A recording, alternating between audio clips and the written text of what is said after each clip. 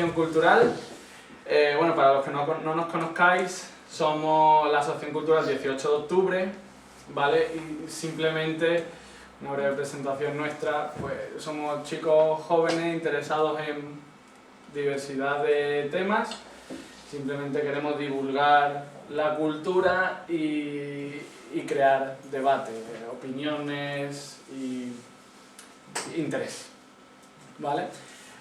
Bueno, aquí hoy tenemos a Ivonne Gámez, que se ha prestado voluntario a hacernos una charla, una conferencia para mí súper interesante, a mí me encanta la historia en concreto, sobre la Inquisición. Él es licenciado en Historia y no me dilato más, te dejo que nos deleites. Venga, muchas gracias. Con permiso, me siento para sí. En primer lugar, agradeceros a todos la asistencia y sobre todo felicitar a la Asociación 18 de Octubre porque la juventud demanda y necesita cultura. En una sociedad donde priman otros intereses, que haya una juventud sana, que se quiera preparar y quiera difundir la cultura, es siempre de agradecer. Ver caras amigas del entorno del baloncesto, gente que conozco ya de hace muchos años, es una satisfacción y espero que os guste la conferencia. Va sobre la Inquisición española y la leyenda negra. ¿Por qué esta conferencia? Sobre todo, a mí, yo tengo algo que me hizo estudiar historia y era un sentimiento nacional. Un sentimiento de pertenencia a una comunidad nacional, con nuestra cultura, con nuestras tradiciones, con nuestra forma de ser, y que creo que nos debemos sentir orgullosos de ello, con nuestros errores, con nuestras virtudes, pero no debemos avergonzarnos de lo que somos. Creo que ninguno de los que estamos aquí nos avergonzamos de la familia de la que somos.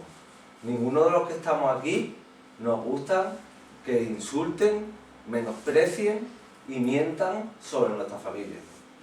Pues a mí me ocurre un poco eso con la comunidad nacional a la que pertenezco.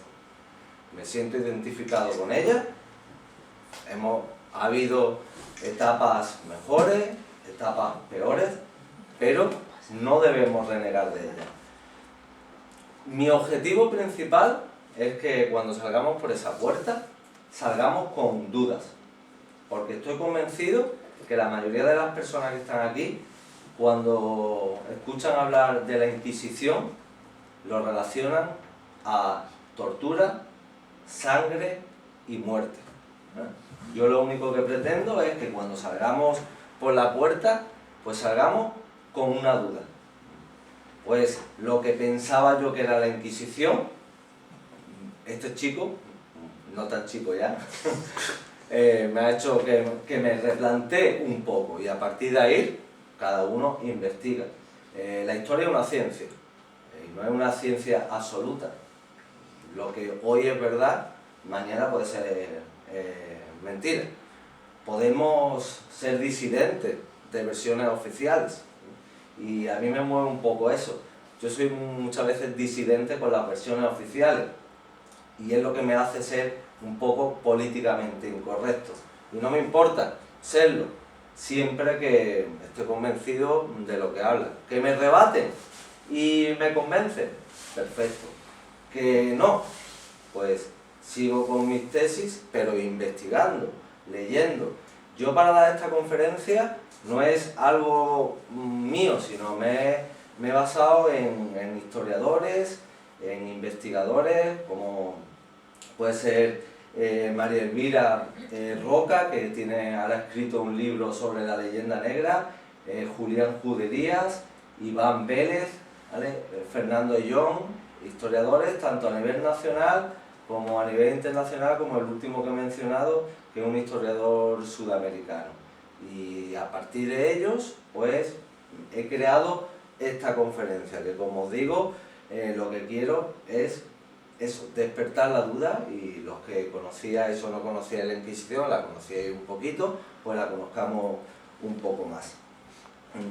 Lo importante para mí de esta conferencia es que ninguna de las personas asistentes tengamos un anacronismo, perdón. Es decir, no podemos juzgar la historia del pasado con mentalidad actual. No podemos juzgar un suceso o un momento histórico como es el siglo XVI, como es el siglo XV, cuando comienza la Inquisición española, con una mentalidad del siglo XXI.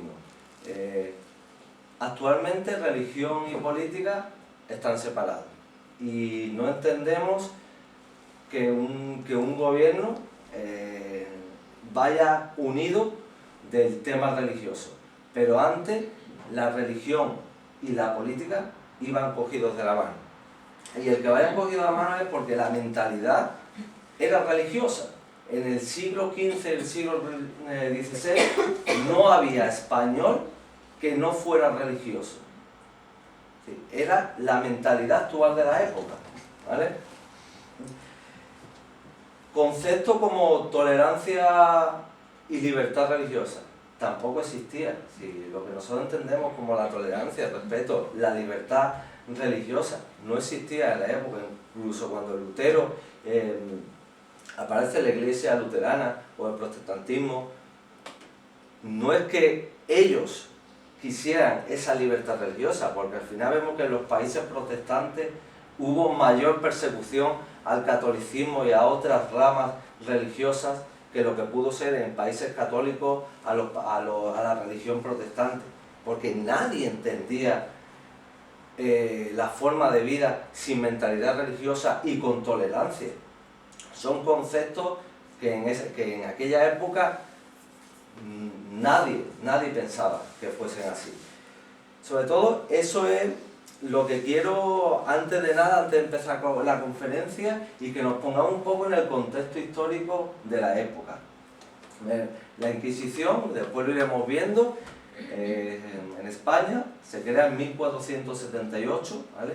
En el Reino de Aragón, si no me equivoco, son hace 540 años, este año sería aniversario, de la creación del Tribunal del Santo Oficio, ¿vale? Lo que todos conocemos como la Inquisición. España, o Castilla, Aragón, lo que hoy entendemos como España, salía de un conflicto social, religioso, político, como queremos llamarle, que era la Reconquista, ¿vale? Con la entrada de los musulmanes en el 711 en la península ibérica hasta la Reconquista de Granada en 1492, hay diversas épocas de un conflicto social, religioso, como he hablado, que era la mentalidad islámica y la mentalidad cristiana. Perdón. Donde finalmente, el 2 de enero de 1492, Isabel y Fernando toman la ciudad de Granada y finaliza la Reconquista. Es muy importante, porque muchas veces nos quieren hacer ver, y es el problema que tenemos los españoles. Los españoles somos los mayores hispanófobos que hay sobre el planeta. Nadie odia más a los españoles y a la historia de España que los españoles. Ni los que crearon la leyenda negra, ni los británicos, ¿vale? Ni holandeses, ya a día de hoy reconocen todo lo que vamos a ver hoy de la leyenda negra, mito o realidad, que es el título de esta conferencia. ¿Por qué mito o realidad? Ambas cosas son verdad, Realidad porque la Inquisición existió, 1478 la Inquisición española. Mito porque se ha magnificado lo que ha sido la Inquisición. Si yo ahora quisiera una pregunta de clase, ¿qué es la Inquisición o cuántas muertes llevó a cabo la Inquisición? Pues habrá algunos que piensan que la Inquisición española, pues cientos de miles. Hoy voy a desmitificar un poco eso, ¿vale? Ese contexto histórico de un conflicto entre dos mentalidades, cuando acaban 8 siglos de reconquista, de conflicto, pues nos encontramos que los reyes católicos tienen que imponer una mentalidad política, una mentalidad social, una mentalidad religiosa. Y para eso tenía que haber una unidad. La política la habían conseguido con la unión, con el matrimonio de Fernando e Isabel, y después posteriormente en 1512 con la anexión del Reino de Navarra. La territorial la habían conseguido con la finalización de la Reconquista, y faltaba la unidad religiosa. Otro de los malentendidos que hay es que la Inquisición perseguía a musulmanes y judíos. Falso. La Inquisición perseguía a musulmanes y judíos que se habían convertido al cristianismo, pero seguían practicando su religión, ¿no? Entonces, cuando, no sé si en esos vídeos que hay en YouTube viste el hijo de la Tomasa, el famoso hijo de la Tomasa, si no me equivoco, él hablaba de la persecución que iban a vengar, la persecución que la Inquisición había hecho a los musulmanes. No, la Inquisición juzgaba a musulmanes o a judíos que se habían convertido al cristianismo, pero seguían practicando su religión, ¿eh? Y es entendible en el momento histórico que ocurría. No lo entendamos, por favor, con mentalidad del siglo XXI. Era fundamental para, después de 8 siglos de conflicto bélico, de que hubiese una estabilidad política, ¿eh? Y ahí comienzo un poco la conferencia con esta introducción, donde voy a hablar qué es la leyenda negra, cuándo surgió la leyenda negra, un poco por encima lo que era la España del siglo XVI y del siglo XVII, y después vamos a profundizar un poco en la Inquisición.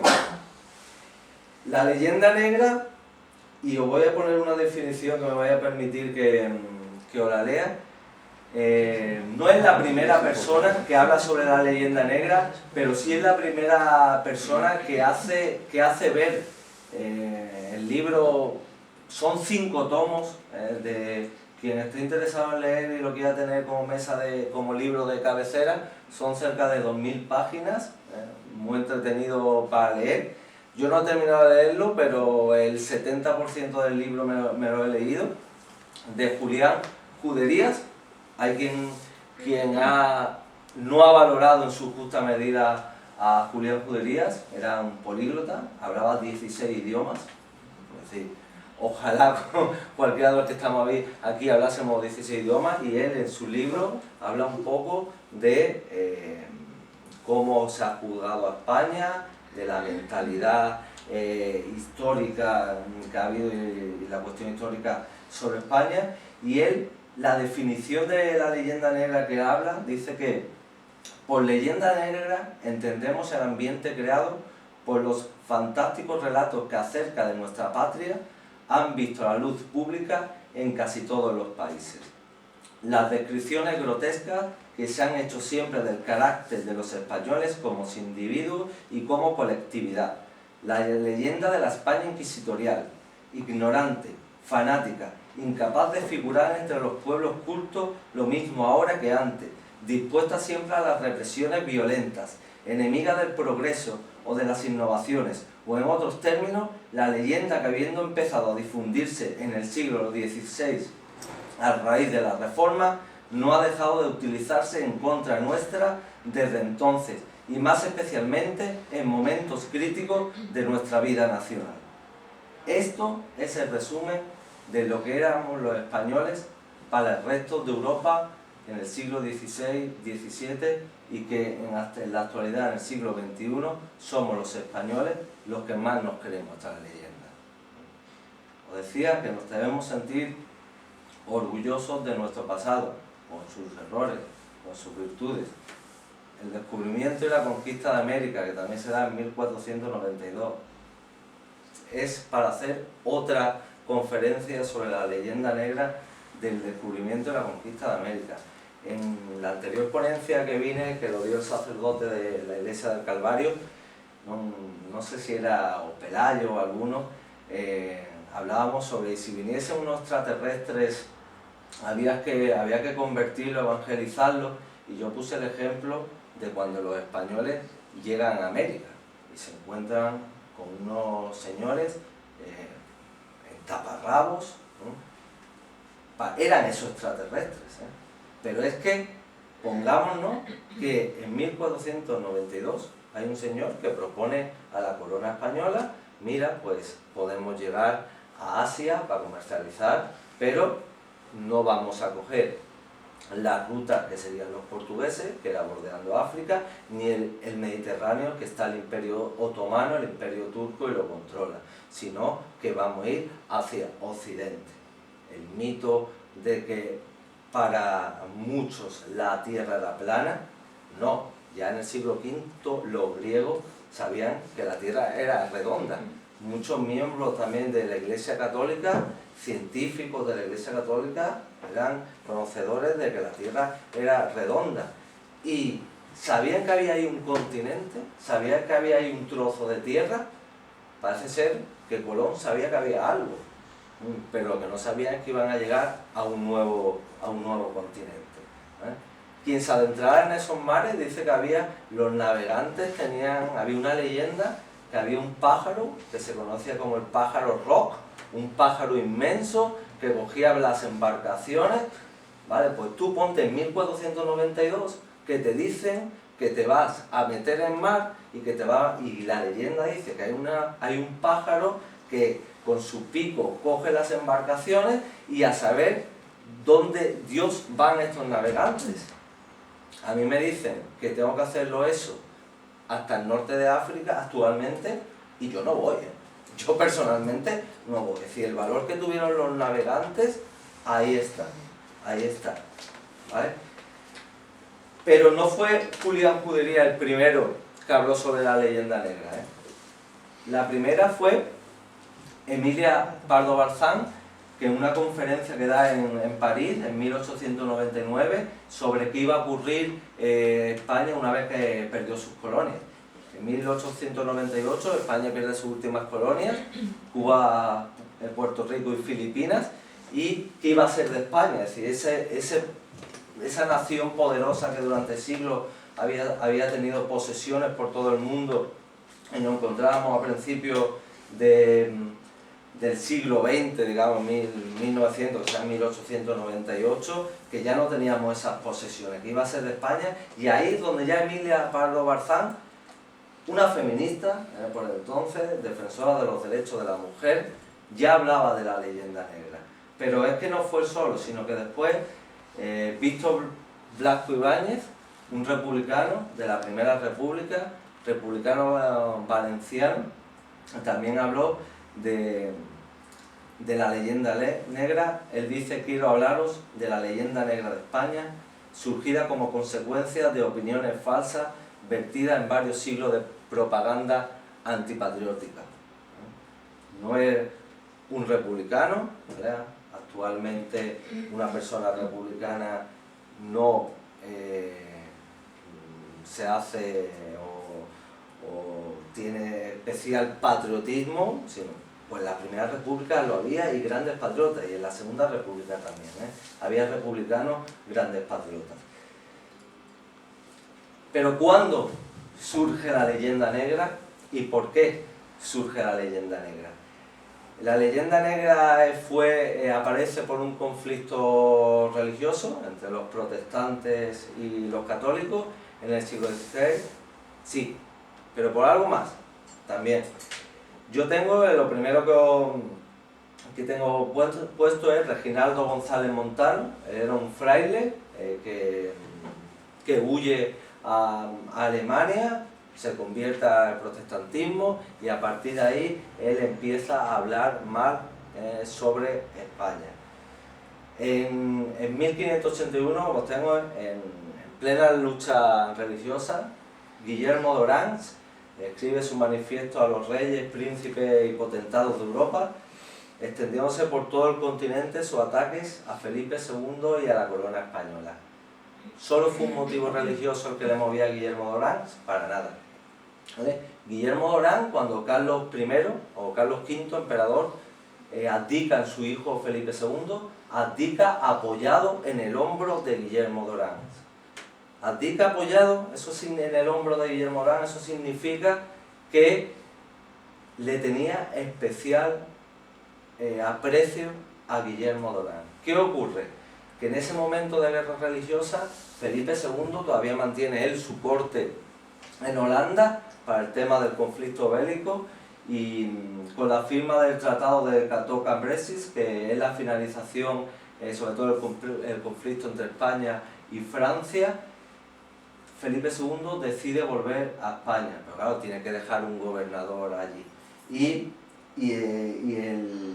Las dos personas que estaban para ese puesto eran dos mujeres, Cristina de Dinamarca y Margarita de Austria. Guillermo d'Orange, viendo que parecía ser que la que tenía más fuerza para ocupar el cargo de gobernador era Cristina de Dinamarca, él se había quedado viudo hace poco, pues decide empezar a cortejar a sus dos hijas. ¿Vale? Dice, si yo acabo casándome con alguna de las hijas de Cristina, pues al final pues tendré un buen puesto. ¿Qué ocurre? Que Felipe II decide todo lo contrario. Decide que la gobernadora, en vez de ser Cristina, sea Margarita. Y los planes que tenía, pues se le rompen por completo. Finalmente acabaría casándose con una mujer protestante, y a partir de ahí pues crea la leyenda negra. Y el otro personaje de la leyenda negra, pues un español. No podía faltar un español en el que crease la leyenda negra, que es Antonio Pérez, el secretario general de Felipe II. ¿Qué ocurre? Pues se dice que Antonio Pérez era hijo del duque de Éboli, ¿vale? Era la mano derecha de Felipe II. Estaba el duque de Éboli, príncipe de Éboli, perdón, y el duque de Lerma. El duque de Lerma era era mucho más beligerante, ¿vale? Dice la leyenda que en Bélgica los niños, si no se duermen, le dice que viene el duque de Alba. ¿Vale? El príncipe de Éboli pues era mucho más partidario del diálogo, era más pacifista. Pues parece ser que Antonio de Pérez era hijo del príncipe de Éboli, ¿vale? ¿Qué ocurre? Que el padre de Antonio Pérez era el secretario del rey, y al fallecer se queda él con el cargo. Y dice la leyenda que Antonio Pérez pues tuvo un romance con la princesa de Éboli, sí, con la mujer del que era su padre, en teoría. ¿Qué ocurre? Que el que era secretario de Juan de Austria, el hermanastro de Felipe II, y que era un gran soldado y que tenía interés en ser rey de los Países Bajos, pues sabía de este romance. Y entonces al final dicho secretario es asesinado, ¿vale? Y lo culpan a él, pero él dice que Felipe II es cómplice, y finalmente ocurre que huye porque está acusado de corrupción, y parece ser de que Felipe II también pudo saber de este romance, porque la princesa de Éboli también había estado liado con Felipe II. Sí, esto es un culebrón, ¿eh? La historia es un culebrón. ¿Intereses religiosos? No, únicamente no. Vemos que hay otros tipos de intereses. Hay intereses políticos, como los tenía Guillermo d'Orange, o hay intereses, ya estamos hablando, hasta románticos, del caso de Antonio Pérez, ¿vale? Y ahí surge la leyenda negra. Estos tres personajes son los fundamentales de elaborar esa leyenda negra, que después en el siglo XIX se expande mucho más. España en el siglo XVI y España en el siglo XVII. Otra de las cosas de lo que acusan a la Inquisición es de no permitir el avance de la cultura. Yo ni digo que la Inquisición fue responsable de los maravillosos siglos XVI y XVII culturalmente, no, Ana, tú que eres una persona de cultura, de literatura, el siglo de oro español, ¿vale? En los momentos que la Inquisición tenía más fuerza, España culturalmente era el ejemplo a nivel mundial.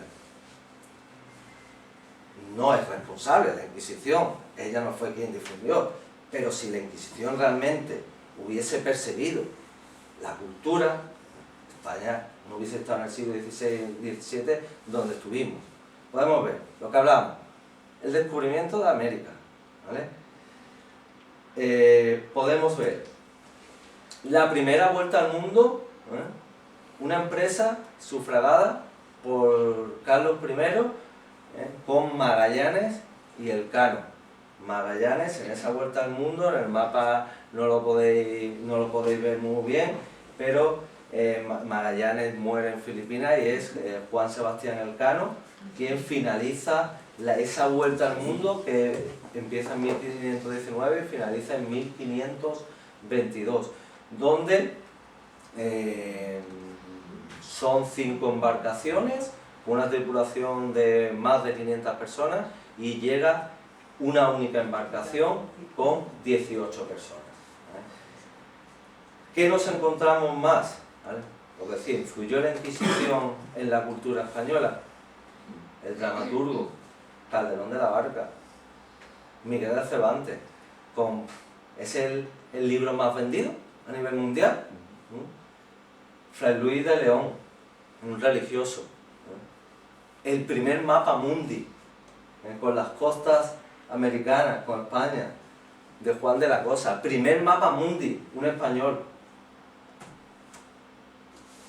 Lope de Vega, el científico Martín Cortés de Albacar, que fueron fundamentales en su cartografía para la navegación y navegar a través de la brújula. Antonio de Nebrija, la primera gramática española, el primer diccionario español, 1492-1495. Juan de Herrera, un arquitecto, el arquitecto de Felipe II, el Escorial. Palacio espectacular, que podemos seguir disfrutándolo en el siglo XXI. Ojalá hubiese un 1% de los arquitectos que tenemos que fueran como Juan de Herrera. No había cultura en el siglo XVI y XVII. Éramos el ejemplo a nivel mundial, el ejemplo a nivel mundial. Orgulloso de eso. Yo me siento especialmente orgulloso. Y ahora nos adentramos en lo que sí es la conferencia. España, ¿vale? Como os decía, tiene una progresiva cristianización y se va fraguando la mentalidad de la herejía, ¿vale? Atentando grave contra la fe y que era equivalente al delito de lesa majestad, es decir, atentar contra la majestad, pues el delito de herejía era atentar contra Dios, ¿vale? ¿Qué ocurre? ¿Vale? Recordar, herejes, personas que se han convertido al catolicismo por los intereses que tengan, ¿vale? Pero que ya no han renunciado a su religión, a ser musulmanes, ser judíos o ser protestantes, ¿vale? La primera inquisición que hubo es la episcopal, ¿vale? Que lo que hace es perseguir a los albigenses, que era otra rama religiosa. Después, como pongo, 50 años después, Gregorio IX creó la Inquisición Pontificia, Inquisición que se va estableciendo en distintos países, y en 1478 llega al Reino de Aragón. Lo que decía que el Tribunal de Santo Oficio, más comúnmente conocido como la Inquisición, ha sido usado por los países protestantes como el sumum de los errores, como lo peor que ha podido ocurrir. Y hoy es aceptado y, como decía, aceptado por los españoles. Se nos hablan de instrumentos de tortura. Vamos a ver los instrumentos de tortura que usaba la Inquisición. En Toledo hay un museo de la Inquisición. Muchos de los elementos de tortura son del siglo XVIII, ¿vale? De la historiografía germana, si no eran de la Inquisición española. En Águila Roja, no sé si alguno erais seguidores de esa serie. Yo es que soy muy seguidor de la serie española, pero no por nada, sino porque es la hora de cenar y las vemos siempre. Y entonces en Águila Roja salía todo tipo de tortura. Vamos a ver un poquito en qué consistía la tortura en la Inquisición española, ¿vale? Y que personas pues sobrevivían mutilados y que los inquisidores eran sádicos. Bueno, podemos pues, hablar de Torquemada o de Cisneros, otro inquisidor general, una persona que con 60 años es confesor de la reina y que entre su obra pues está la Universidad de Alcalá de Henares, la traducción políglota de la Biblia. Es decir, era un gran administrador, un funcionario de Estado. Como decía, la Inquisición española, aunque estaba compuesta por funcionarios eclesiásticos, dependía directamente de la corona. ¿Y eso qué supuso? Trasladándonos a los tribunales de justicia civiles, supuso que no hubiese tanta crueldad como eran los tribunales civiles de la época. En Francia, en el siglo XVI, te podían llegar a sacar los ojos, ¿vale? También en otros países te podían descuartizar, y el que la Iglesia Católica estuviese a cargo del Tribunal del Santo Oficio suavizó mucho los elementos de tortura. Con ello no estoy justificando la tortura, es horrible, con mentalidad del siglo XXI. Con mentalidad del siglo XVI, nadie pensaba que la tortura era algo raro. En el siglo XVI todos lo veían algo normal, una manera de conseguir sacarle la verdad a esa persona. Entonces, por eso os pedí al principio que no cometiésemos anacronismo, que no nos pusiéramos con una mentalidad actual para entender el siglo XVI. Es decir, la creación del Santo Oficio conlleva a que se suavice la forma de juzgar y de torturar a las personas.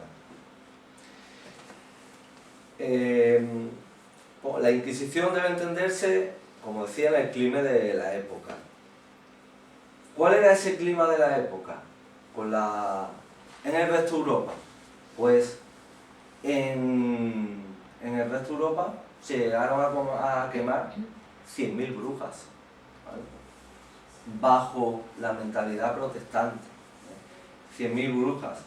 En el resto de Europa había guerras de religión causadas con la creación del luteranismo.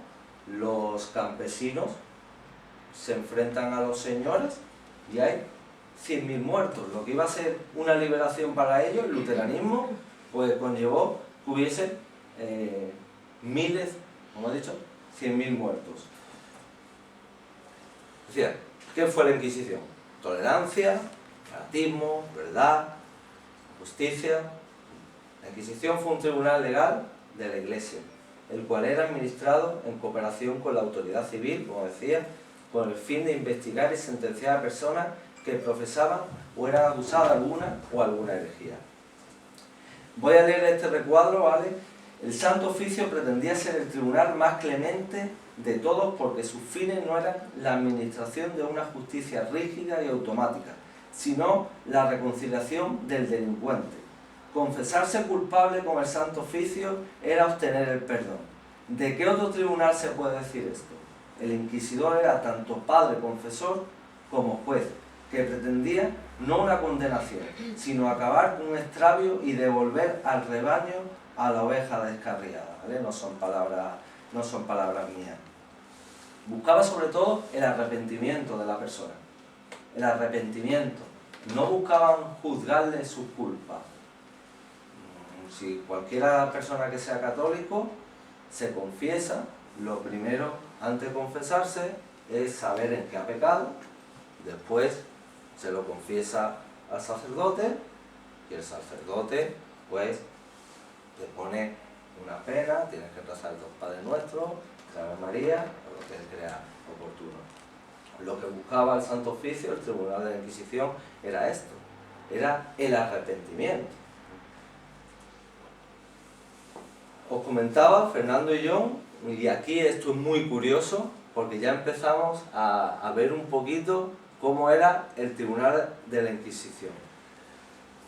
conmutó penas de muerte por penitencias canónicas cuando el reo se arrepentía, cosa que no ocurría en los tribunales civiles. Abolió la pena de azotes para las mujeres y los fugados de las cárceles. Suprimió la argolla para las mujeres. Limitó a 5 años la pena a galeras, imponiéndola siempre dentro de un marco aceptable de edad. Dependiendo de la edad que estuviese, podía estar condenado a galeras solo 5 años. Los tribunales civiles te condenaban de por vida. Y pocos sobrevivían porque al final acabarían naufragando los barcos que ellos tenían que remar. Y suavizó el tormento, como hablábamos antes, mucho más que los tribunales civiles. Como decía, se funda en 1478, había 20 provincias inquisitoriales en España, siglo XVI, siglo XVII, la población española ronda entre los 6 y 12 millones de personas, ¿vale? Hay 20 provincias. No penséis que el Tribunal de la Inquisición era un tribunal donde el organigrama lo componían muchísimas personas. En cada provincia había 2 inquisidores, ¿vale? Después tenían a sus sacerdotes, a familiares que trabajaban, pero no era un tribunal especialmente rico, con un funcionariado especialmente rico. Había muchísimas localidades y sobre todo pueblos donde a la Inquisición no la conocían. La Inquisición no llegó a aparecer por esos pueblos y esos lugares. Como decía, el control de la Inquisición sobre una España rural que 80 de cada 100 españoles vivían en los pueblos. Así que el peso de la Inquisición no era tan importante como a lo mejor pensábamos que era. En las grandes ciudades sí tenía más fuerza, pero en los pueblos no. Os lo pongo aquí, lo señalo. La primera razón por la que se creó el tribunal fue evitar las herejías que propagasen, y esto es importante, por Castilla y Aragón, pero pronto se descubrió que tras su creación el número de linchamientos que venían produciéndose en el mundo rural bajó considerablemente, y es que la reglamentación de la herejía y su sometimiento a un tribunal evitó que el pueblo se tomase la justicia por la mano. Por esto nace el Tribunal de la Santa Inquisición. Nace por el hecho de que no quieren que la gente se tome la justicia por su mano. Los progromos, que era la persecución que durante, sobre todo la Edad Media, se habían hecho a los barrios judíos, se quiso evitar con el Tribunal de la Santa Inquisición, porque y ocurrió durante la Guerra Civil Española, personas que denunciaban a otras de ser rojo o de ser facha, y simplemente porque eran problemas que tenían entre ellos. Pues en el siglo XVI, siglo XVII también ocurre. El Tribunal de la Inquisición se suprime en 1834, sí, desde 1478, después se expande por Castilla y Aragón, hasta 1834, unos 350 años que existen. Tienen mucho más fuerza al principio, pero son 350 años de tribunal. Y lo que perseguía el tribunal era esto, que la gente no se tomase la justicia por su mano. 2 fotos, y yo voy a ser sincero, el de la derecha no tenía ni idea de quién era, no tenía ni idea, hasta que me puse a preparar la conferencia. Pues Galileo sí, Galileo me sonaba, y yo creo que a todo el mundo nos sonaba de aquí. En la preparación de la conferencia, investigando, hubo una encuesta que se preguntó a universitarios, gente culta, que quién era Galileo, y el 70-75% de los universitarios dijeron que era una persona que fue torturada por la Inquisición y que fue condenada a muerte por la Inquisición.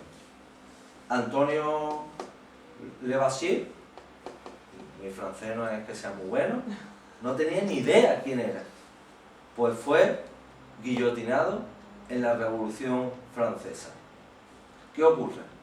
no es lo mismo juzgar un hecho de la Inquisición, de ese tribunal de sangre, a juzgar un hecho de la Revolución Francesa con sus principios de libertad, igualdad y fraternidad. ¿Vale? Con esos principios, que son los principios que rigen las democracias actuales, en los que todos compartimos, se cometieron también muchas muertes, muchísimas más que con el Tribunal de la Inquisición. Pero el Tribunal de la Inquisición está visto mal. Pues Galileo ni fue torturado, ni fue asesinado por la Inquisición. Galileo, científico que habla del heliocentrismo, que no es la Tierra el centro del universo, sino el Sol, no es él quien habla en principio de esa teoría, sino es Copérnico, un sacerdote. Y después lo que juzgan a Galileo no es la teoría del heliocentrismo, es que habla sobre esas teorías, pero no da pruebas definitivas. Y entonces le comentan que si esas teorías son verdad, lo tiene que demostrar, porque sus teorías ya respecto a la Sagrada Escritura pues iban a diferir, y eso había que mostrarlo verídicamente para intentar convencer a la gente. Y se le juzga y su condena es un retiro en un palacete espectacular, En cambio, Antoine Lavoisier es condenado a la guillotina. Él es un científico, pero se casa con una chica mucho más joven que él, le saca 12 o 13 años, y esa señora daba la casualidad que el padre tenía, esperad que tengo aquí la chuletilla, como se le dice. Eran propietarios de una institución fiscal que recaudaban impuestos, y como toda institución que recauda impuestos, pues no está bien vista. Y fue durante el periodo más duro de la Revolución Francesa, con Robespierre, donde se le detiene, y él dice que él no tiene nada que ver con esa institución, que él es un científico, que él está casado con la hija del propietario. La respuesta del tribunal: la revolución no entiende de científicos, ¿vale? Entonces es una comparativa curiosa de a quién conocemos y a quién no conocemos. Uno parece ser, el 70-75% de los universitarios creen que fue torturado, y al otro no lo conocemos. Pues ya hoy conocemos un poquito más. Muchos de los delitos que hoy siguen siéndolo, empezaron con el Tribunal de la Santa Inquisición: violación, proxenetismo, bigamia, perjurio, abuso de menores, falsificación de documentos y monedas, contrabando de armas y caballos, piratería de libros. Empezó con el Tribunal de la Santa Inquisición, no antes. Todo lo de ahí lo compartimos, creo yo, las personas que estamos aquí. Bueno, a no ser que haya alguna persona que profese otra religión, que la bigamia esté bien vista. Pero en una mentalidad occidental, todo lo compartimos. Pues empezó con el Tribunal de la Santa Inquisición. Lo que os decía, todos tenemos en la mente que la Santa Inquisición fue un tribunal de tortura, de sangre, etc. Pues solo el 1 o el 2% de los casos el tribunal recurría a la tortura. En los 350 años hubo 150.000 procesados por la Inquisición, ¿vale? De esos casos solo el 1 o el 2% se recurrió a la tortura. Y cuando se recurrió a la tortura, no podía durar más de 15 minutos la tortura, no podía haber sangre, no podía haber daños físicos, es decir, de alguna mutilación, y siempre había un médico el que estaba presente, y se te podía torturar 1 y 2 veces, más no. Partir solo 1 o 2 veces durante 15 minutos donde no podía haber sangre ni podía haber daños permanentes. Sí. Creo que la visión a lo mejor de lo que teníamos empieza un poquito a cambiar. No estoy para ello, justificando a la Inquisición española, pero quiero que la entendamos con una mentalidad del siglo XVI, no con una mentalidad actual. Pocos mueren en la hoguera. La pena de muerte solo se aplicaba en casos de especial gravedad. Yo estoy hablando de la Inquisición española. Los castigos más comunes eran multas, cárceles, azotes, ayunos, una peregrinación forzada o la humillación pública, los sanbenitos. Ese dicho de cuando te cuelgan un sanbenito es la imagen que tenemos ahí. Te paseaban por tu localidad con el sanbenito, el torso desnudo, con el típico capirote parecido al de Nazareno, pero sin cubrirte el rostro, y eso suponía pues que en ese desfile, por insultos, lo que te podían llamar sería todo menos bonito. La brujería, hablaba de que en Europa hay multitud, de unos 100.000 muertes por caso de brujería. En España es totalmente diferente. Y en 1526, ante la creciente problemática de la brujería en Europa, la alta esfera de la Iglesia se reúne y sacan una serie de determinaciones, de conclusiones, que es que cualquier bruja que confiese voluntariamente o muestre señales de arrepentimiento, ahora nos vamos a profundizar un poquito más en la brujería para que veáis, será reconciliada con la Iglesia. En tales casos, si no median otros delitos, no habrá multa ni confiscación de bienes y solo habrá penas salutarias para su alma. Y nadie será arrestado, basándose en las confesiones de otras brujas. Todos conoceréis, sobre todo por la película, de la bruja de Zugarramurdi. Es un caso que ocurre aquí en España, en 1610, y el encargado de llevar ese caso es el inquisidor Alonso de Salazar Frías, que he enviado a Navarra para realizar una investigación sobre los hechos. Y pone que durante 8 meses tiene que investigar a 1802 presuntas brujas y comprobó con testigos la inexistencia de los imaginarios aquelarres, indultando a todas las brujas aunque hubiesen confesado su culpa. En España la Inquisición mata a 56 brujas en los 350 años de existencia de la Inquisición. ¿Cómo funcionaba la Inquisición? Lo primero que hacen es establecer un tribunal en una ciudad o pueblo. Se leían en las parroquias un edicto de fe donde se pedía que todo el que supiera de una herejía lo confesase, la revelara a los inquisidores, y se daba un plazo de gracia a cualquier persona que se sintiera culpable de herejía. Si esta persona se presentaba y confesaba, se le imponía una multa y se le requería una penitencia y se reintegraba después en su vida común.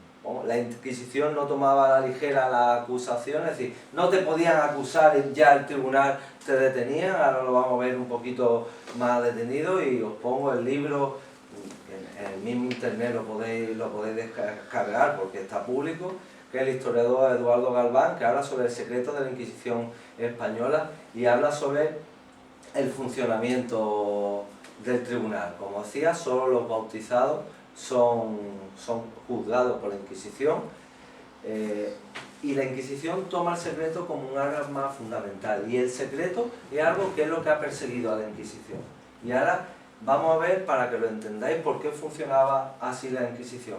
Como mi hermano es abogado, pues ahora podrá ver cosas que dirá, esto actualmente es imposible, pero lo vamos a explicar el porqué, ¿vale?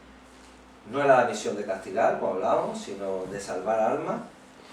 Rara vez los delitos que se perseguían, su descubrimiento mediante indicios no se descubrían mediante indicios materiales, sino que tenía que haber una acusación, alguien que te lo dijese, y el objetivo era pues salvar el alma del reo, del detenido.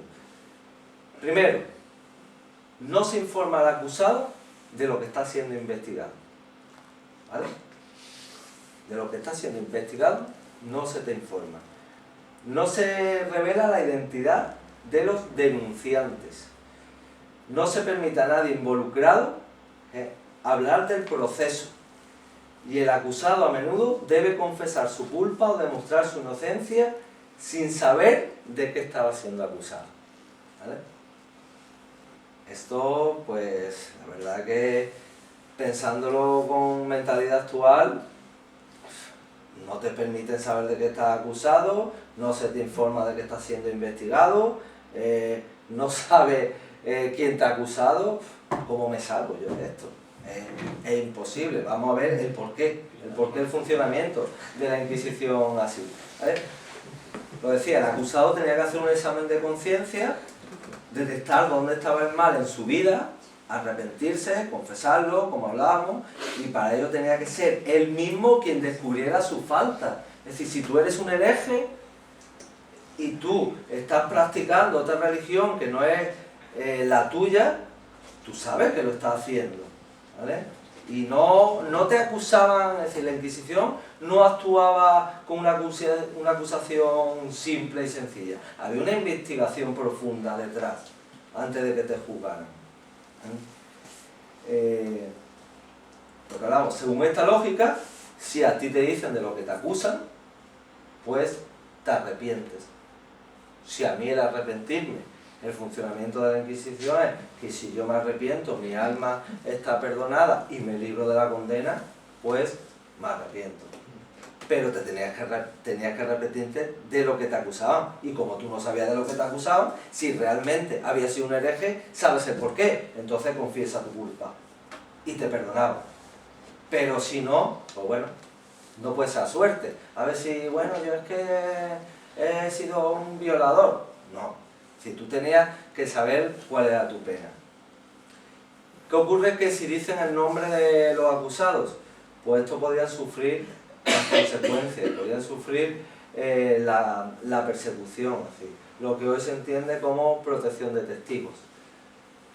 La violación del secreto de la causa que está siendo investigada también tenía el peligro de que los acusados se diesen a la fuga. Si tú sabes de que estás siendo investigado, huyes. ¿Qué ocurre? Que antes no te podían quitar el pasaporte, Pues si Puigdemont se nos ha ido, pues imaginaos en el siglo XVI. Y si se van 5 localidades más lejos, a 200 kilómetros, a 120 kilómetros, Carlos, se nos van a Alameda, como ayer que fuimos tú y yo, no lo cogemos, Es decir, ya los perdemos de vista. Por eso funcionaba así la Inquisición. No se aceptaban denuncias anónimas.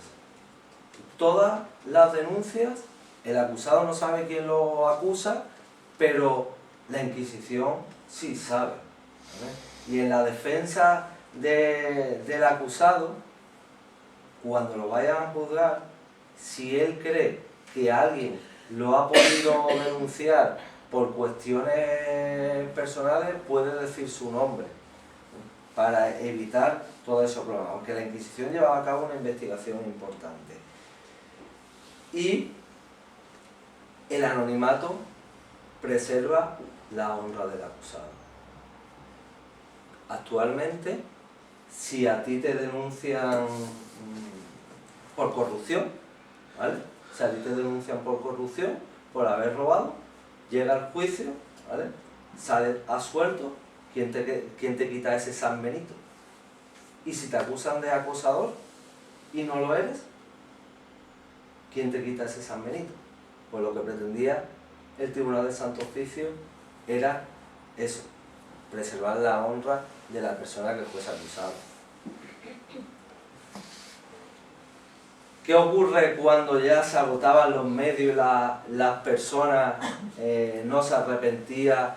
La Inquisición terminaba su trabajo, entregaba el reo a las autoridades. Son las autoridades civiles, quien lo condenan a muerte.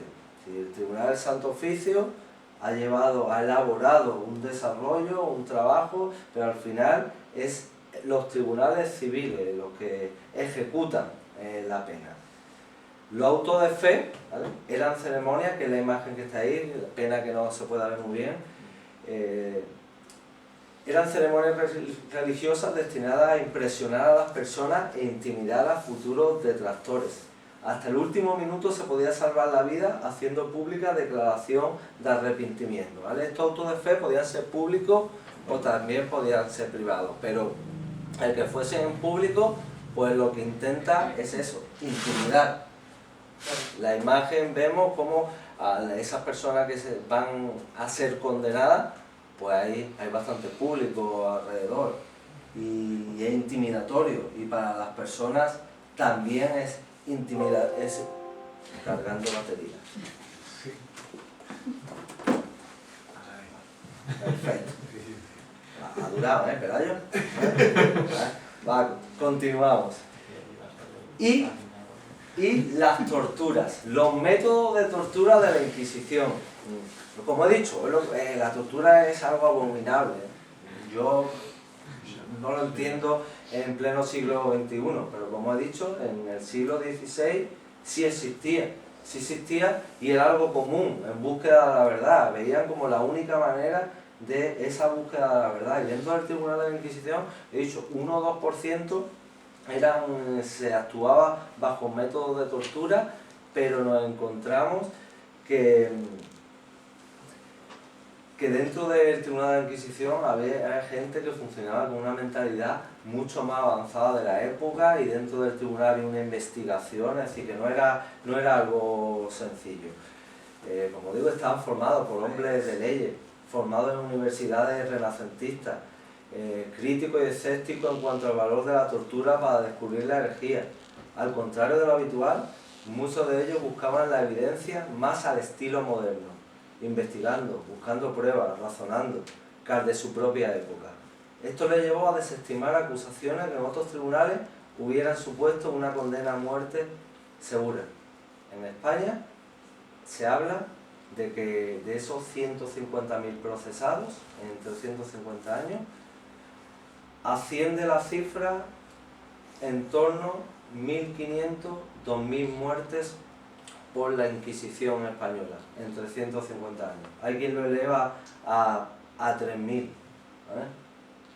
Si hacemos una regla de 3, sacaremos que no son muchos los condenados, ¿vale?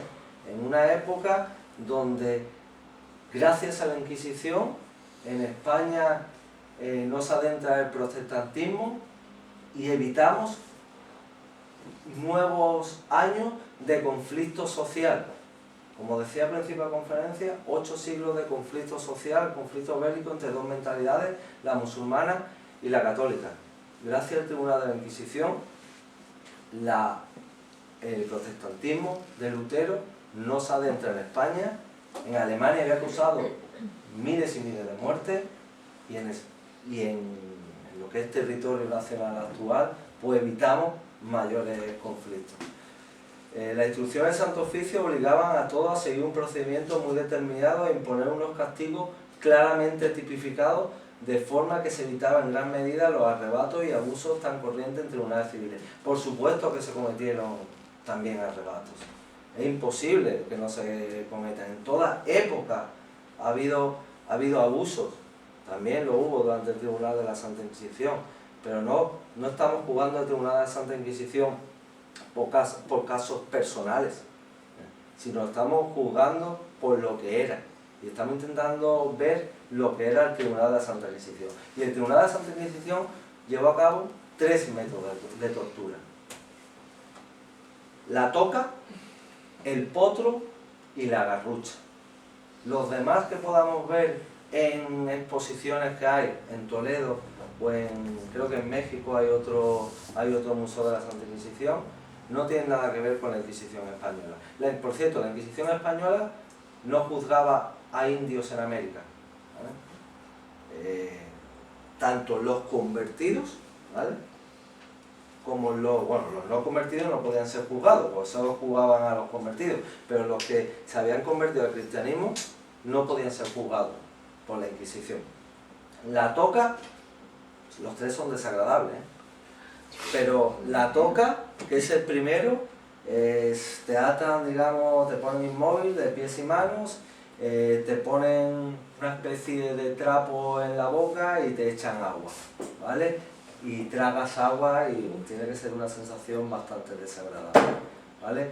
El potro, que aquí en la imagen, que es más parecida a lo que fue el potro de la Inquisición española y no como aparecen en museos, que aparecen con pinchos. El potro, seguro que lo habéis visto en películas y series, en las películas y series lo que habla es que te estiran de las extremidades, de brazos y de piernas. El potro no funcionaba así, el potro funcionaba con unas cuerdas que te apretaban las muñecas y te apretaban de los tobillos y era una sensación bastante dolorosa, ¿vale? Pero no te estiraban